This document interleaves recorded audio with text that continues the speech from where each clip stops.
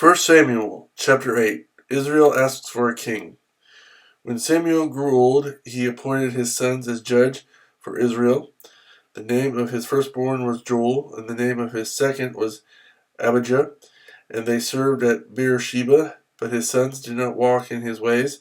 They turned aside after dishonest gain, and accepted bribes, and perverted justice. So all the elders of Israel gathered together and came to Samuel at Ramah. They said to him, "You are old, and your sons do not walk in your ways. Now appoint a king to lead us, such as all the other nations have." But when they said, "Give us a king to lead us," this displeased Samuel. So he prayed to the Lord, and the Lord told him, "Listen to all that the people are saying to you. It is not you they have rejected, but they have rejected me as their king, as they have done from the day I brought them up out of Egypt until this day, forsaking me and serving other gods. So they are doing to you. Now listen to them, but warn them solemnly, and let them know what the king who will reign over them will do." Samuel told all the words of the Lord to the people who were asking him for a king. He said, "This is what the king who will reign over you will do. He will take your sons and make them serve with his chariots and horses, and they will run in front of his chariots.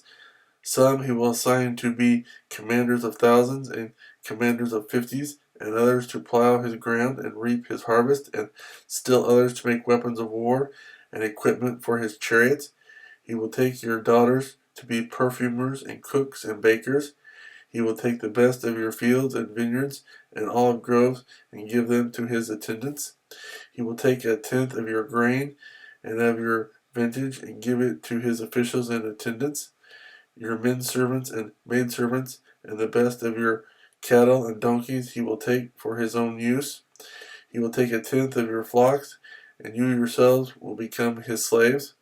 When that day comes, you will cry out for relief from the king you have chosen, and the Lord will not answer you in that day."